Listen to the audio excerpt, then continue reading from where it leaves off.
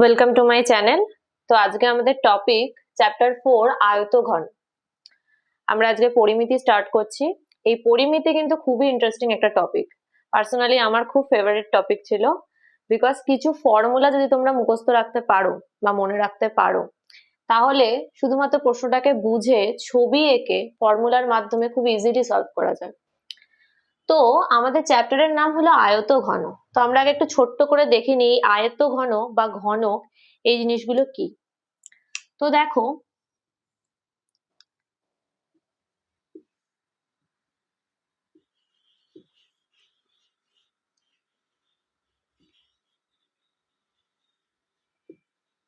এই হয়ে গেল আমাদের আয়তঘনর ছবি।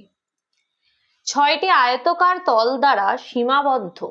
দেখো, একটা তল, দুটো তল, তিনটে, চারটে, পাঁচটা, ছটা, অর্থাৎ ওপরে একটা আয়তকার তল, নিচে একটা আয়তকার তল এবং চারপাশে 4টি আয়তকার তল দিয়ে ঘেরা এরকম ঘনবস্তুকে আয়তঘন বলে। এবার আয়তকার তল মানে তো তোমরা জানোই, দৈর্ঘ্য বড়, প্রস্থ ছোট। তো এই ধরনের 6টি আয়তকার তল দ্বারা সীমাবদ্ধ ঘনবস্তুকে আয়তঘন বলে।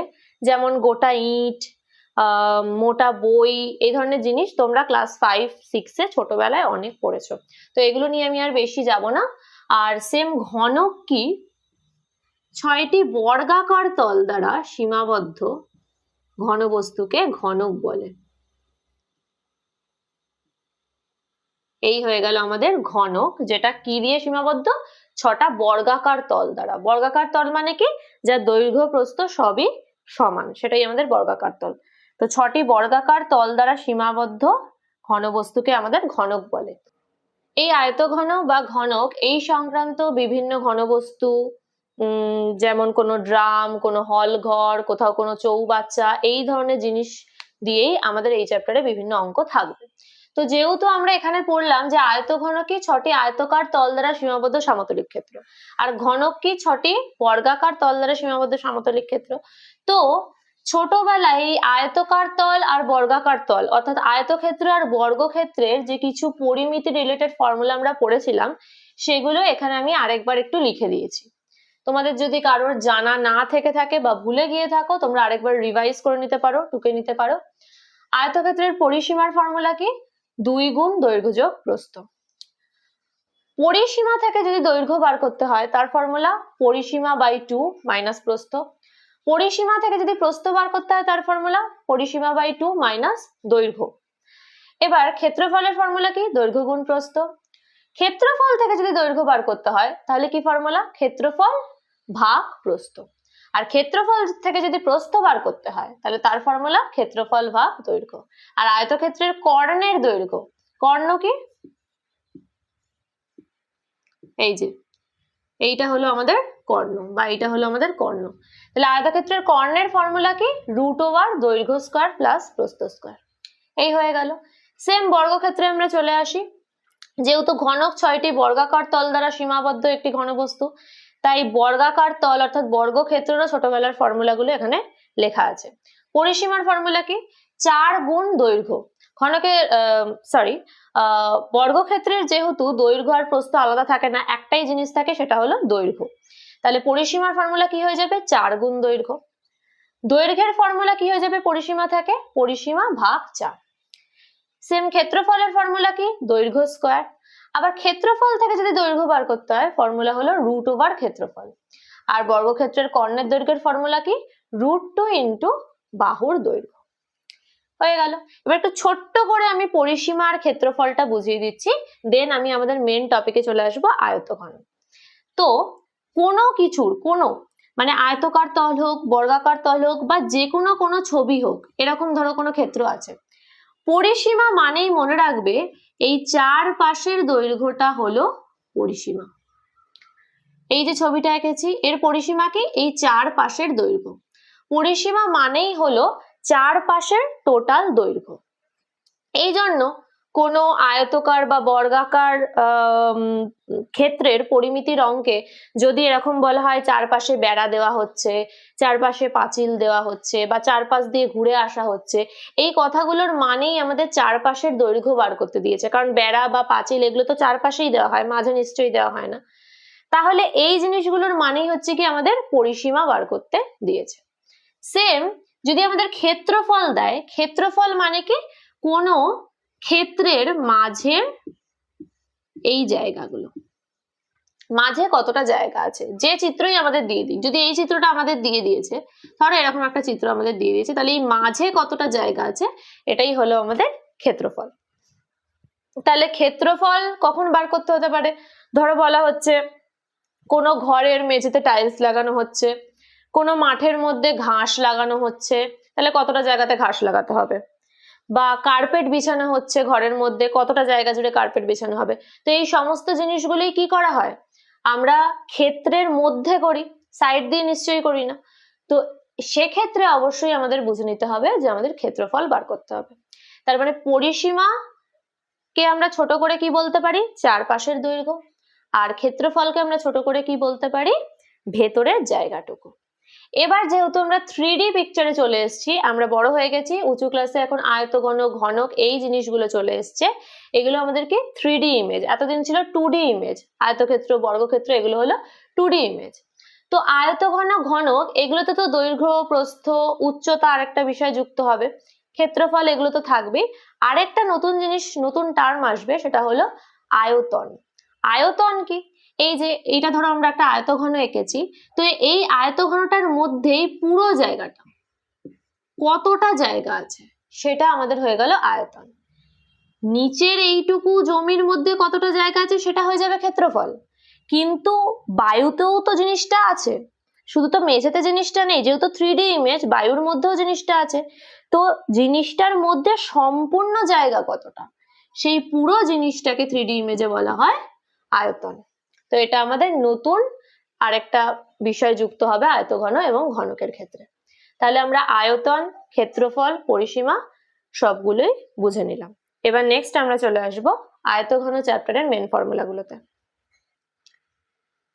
আচ্ছা দেখো, আয়তঘনর আমরা সমস্ত ফর্মুলা এবং ঘনকের সমস্ত ফর্মুলা লিখে নিয়েছি।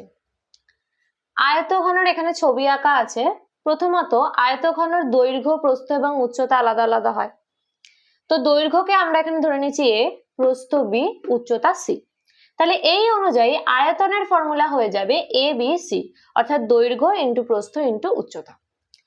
সমগ্র তল অর্থাৎ 6টি তলের ক্ষেত্রফল কি, মানে এই 6টি তল দ্বারা যে আয়তঘনটা সীমাবদ্ধ আছে, এই সব কটি তলের মোট ক্ষেত্রফল, তার ফর্মুলা কি 2 into ab plus bc plus ca, অর্থাৎ 2 গুণ দৈর্ঘ্য গুণ প্রস্থ যোগ প্রস্থ গুণ উচ্চতা যোগ উচ্চতা গুণ দৈর্ঘ্য। এই হয়ে গেল সমগ্র তলের ক্ষেত্রফল। নেক্সট চলে আসছি পার্শ্বতল বা চার দেওয়ালের ক্ষেত্রফল। পার্শ্বতল কোনগুলো, ওপর আর নিচের তলটা বাদে যে সাইডের চারখানা তল থাকে সেগুলোই কি পার্শ্বতল। এই পার্শ্বতল বা চার দেওয়াল, দেওয়াল কোথায় থাকে, সাইডে থাকে। তো চার দেওয়ালের ক্ষেত্রফলের ফর্মুলা হয়ে যাচ্ছে আমাদের 2 into a plus b into c, অর্থাৎ 2 ইন্টু দৈর্ঘ্য যোগ প্রস্থ গুণ উচ্চতা। আর লাস্ট চলে আসি কর্ণের দৈর্ঘ্য। আয়তঘনের কর্ণ কোনটা, একদম দেখো হয় এই এন্ড থেকে শুরু করে এই এন্ড পুরো যদি আমরা এইভাবে একটা দাগ টানি তাহলে এটা একটা কর্ণ হয়ে যাবে, আবার এই এন্ড থেকে এই এন্ড এইভাবে যদি আমরা একটা দাগ টেনে দিই ভেতর দিয়ে তাহলে এটা হয়ে যাবে একটি কর্ণ। তাহলে আয়তঘন দুটো কর্ণ এইভাবে অবস্থান করে। কর্ণের ফর্মুলা কি হয়ে যাচ্ছে root over a square plus b square plus c square, অর্থাৎ রুট ওভার দৈর্ঘ্য স্কয়ার প্লাস প্রস্থ স্কয়ার প্লাস উচ্চতা স্কয়ার হয়ে গেল। নেক্সট ঘনক। ঘনকের তো আমরা সবাই জানি দৈর্ঘ্য, প্রস্থ আর উচ্চতা সবই সমান, কারণ ঘনক 6টি বর্গাকার তল দ্বারা সীমাবদ্ধ। তাহলে এখানে দৈর্ঘ্য, প্রস্থ, উচ্চতা আলাদাভাবে ধরার কিছু নেই, তাই আমরা দৈর্ঘ্য ধরে নিয়েছি শুধু a। হয়ে গেল। তাহলে আয়তনের ফর্মুলা কি হবে দেখো a কিউব। কেন, দেখো আয়ত ঘনর ফর্মুলাগুলো যদি মনে রাখো সেম কিন্তু ঘনকের ফর্মুলা। আয়ত ঘনতে আয়তনের ফর্মুলা কি ছিল a into b into c। এবার ঘনকের ক্ষেত্রে a b c তিনটেই a, তাই জন্য a ইন্টু a কি হয়ে যায় a কিউব, তাই আয়তনের ফর্মুলা হয়ে গেল a কিউব। নেক্সট চলে আসি সমগ্র তলের ক্ষেত্রফল বা 6টি তলের ক্ষেত্রফল। তাহলে 6টি কি ধরনের তল, আমাদের সবকটি আমরা জানি বর্গাকার তল, আর বর্গাকার তলগুলির প্রত্যেক বাহুর দৈর্ঘ্য a। তাহলে একটা বর্গাকার তলের ক্ষেত্রফল কত হবে? আমরা জানি বর্গাকার তলের ক্ষেত্রফলের ফর্মুলা কি? দৈর্ঘ্য গুণ দৈর্ঘ্য বা দৈর্ঘ্য স্কয়ার, তার মানে a স্কয়ার হয়ে গেল একটা বর্গাকার তলের ক্ষেত্রফল। তাহলে 6টি বর্গাকার তলের মোট ক্ষেত্রফল কি হয়ে যাবে? 6a স্কয়ার হয়ে গেল সমগ্র তলের ক্ষেত্রফলের ফর্মুলা। নেক্সট চলে আসি পার্শ্বতল বা চার দেওয়ালের ক্ষেত্রফলের ফর্মুলা। ঘনকের ক্ষেত্রে ওই চারপাশের 4টি তলের মোট ক্ষেত্রফল কি হবে? একটা বর্গাকার তলের ক্ষেত্রফল আমরা কি পেয়ে গেছি? a square. তাহলে চারপাশের 4টি তলের মোট ক্ষেত্রফল কি হয়ে যাবে? 4a square. এই হয়ে গেল পার্শ্বতলের ক্ষেত্রফলের ফর্মুলা 4a স্কয়ার। আর লাস্ট কর্ণের দৈর্ঘ্য। কর্ণের দৈর্ঘ্যের ফর্মুলা √3 × a। দেখো এটাও আয়তঘনের সাথে সেম। আয়তঘনতে কর্ণের দৈর্ঘ্যের কি ফর্মুলা ছিল? √a² + b² + c²। এবার ঘনকের যেহেতু a b c তিনটেই আমাদের a, তাহলে এই সব কটার জায়গায় a বসিয়ে দাও। আমি দেখো রাফে করে দেখাচ্ছি। এই সব কটার জায়গাতেই যদি a বসিয়ে দাও কি হয়ে যাবে? a² + a² + a²। তার মানে হয়ে গেল √3a²। এবার এর মাথায় স্কয়ার আর রুট দুটোই আছে, তাহলে a রুটের বাইরে বেরিয়ে আসবে, তাহলে হয়ে গেল a × √3 বা √3 × a। তাই জন্যই কর্ণের দৈর্ঘ্যের ফর্মুলা হয়ে গেল ঘনকের ক্ষেত্রে √3 × a। তাহলে এই হয়ে গেল আমাদের টোটাল আয়তঘন আর ঘনকের ফর্মুলা, যা আমাদের এই চ্যাপ্টারে মেনলি লাগবে। এবার আমরা কয়েকটা অঙ্কতে চলে যাই। দেখো আয়তঘনর একটা এক্সাম্পল আমরা করে নিই। কি বলেছে? এই অঙ্কটা ঘনক দিয়ে আছে। একটি ঘনকের 6টি পৃষ্ঠতলের ক্ষেত্রফল 216 বর্গ সেন্টিমিটার। ঘনকটির আয়তন নির্ণয় করতে বলেছে। তাহলে পরিমিতি করার সময় কিভাবে এগোবে সেটা আগে শুনে নাও। পরিমিতিতে সবসময় দেখবে যে আমাদের কি বের করতে দিয়েছে। এখানে কি বের করতে দিয়েছে? আয়তন বের করতে দিয়েছে।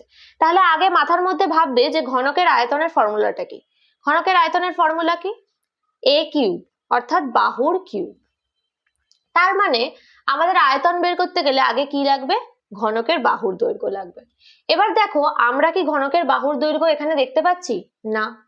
তাহলে এমন কোন ডেটা কি এখানে দেওয়া আছে যেটা দিয়ে আমরা ঘনকের বাহুর দৈর্ঘ্য পেতে পারি? দেখো এখানে ঘনকের 6টি পৃষ্ঠতলের ক্ষেত্রফল দিয়ে দিয়েছে। এই ক্ষেত্রফলটাকে ইউজ করে তার মানে আমাদের কোনোভাবে ঘনকের বাহুর দৈর্ঘ্য বের করতে হবে, তাহলেই আমরা ঘনকের আয়তন ডিরেক্ট বের করে দিতে পারবো। তাহলে ফার্স্ট আমাদের টার্গেট কি?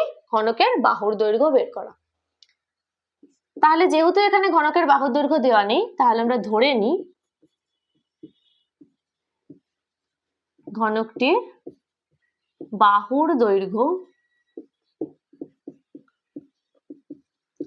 a semi.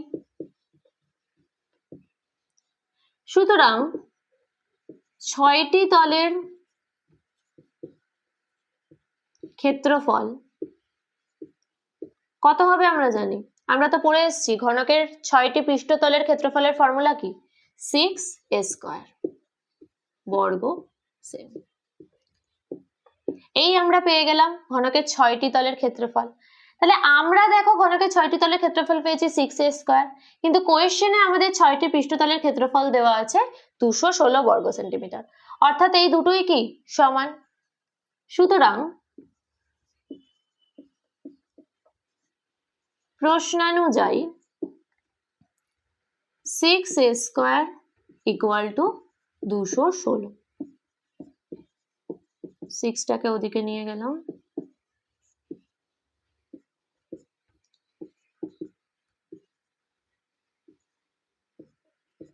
স্কয়ারটা ওদিকে গেলে রুট হয়ে যাচ্ছে, প্লাস মাইনাস, রুটের আগে অবশ্যই প্লাস মাইনাস দিতে হয়, সুতরাং এর ভ্যালু হয়ে গেল +−6। যেহেতু দৈর্ঘ্য কখনো ঋণাত্মক হয় না,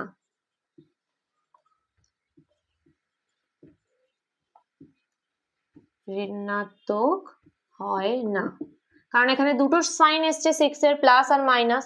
এবার দৈর্ঘ্য কখনো -6 হতে পারে না, ঋণাত্মক হতে পারে না। সুতরাং ঘনকটির বাহুর দৈর্ঘ্য কত হবে?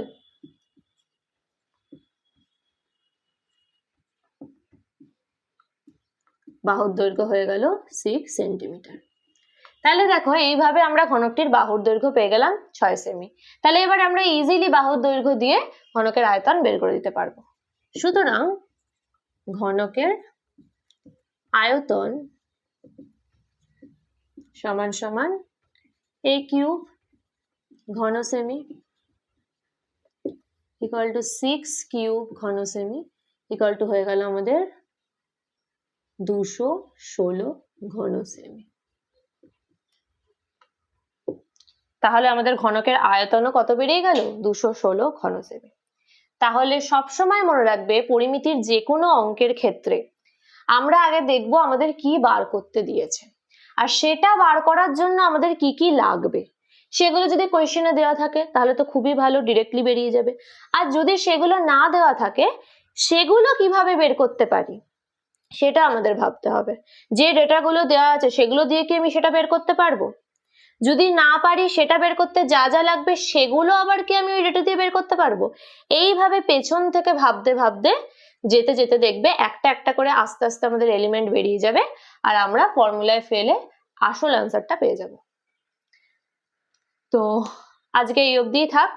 নেক্সট দিন আমরা আয়তঘনর আরো অনেক ভালো ভালো অঙ্ক নিয়ে আসবো, যে অঙ্কগুলো আরো অনেক স্ট্যান্ডার্ড লেভেলের অঙ্ক। আজকে তো জাস্ট আমি বেসিক পড়ালাম, বেসিক একটা এক্সাম্পল করালাম। নেক্সট দিন আরো ভালো ভালো এক্সাম্পল যেগুলো সাধারণত স্টুডেন্টদের অসুবিধা হয়ে থাকে সেই এক্সাম্পল গুলো আমি নেক্সট ভিডিওতে নিয়ে আসবো। তো তোমাদের যদি কোনো অসুবিধা থেকে থাকে আমাকে যেন অবশ্যই কমেন্ট সেকশনে জানাবে। আর স্পেসিফিক কোন অঙ্ক এই চ্যাপ্টারে তোমরা চাও আমি কভার করি, কোনটা তোমাদের বুঝতে অসুবিধা হচ্ছে আমাকে কমেন্ট সেকশনে জানিও, আমি সেই অঙ্কগুলো আগে নিয়ে আসার চেষ্টা করব। তো ব্যাস, এই ভিডিওটি ভালো লাগলে লাইক করে দিও, বন্ধুদের সাথে শেয়ার করে দিও, আর চ্যানেলটিকে অবশ্যই সাবস্ক্রাইব করে দিও, বেল আইকনটি প্রেস করে দিও, তাহলে আমিও উৎসাহ পাবো তোমাদের জন্য নতুন নতুন ভিডিও নিয়ে আসার। Thank you.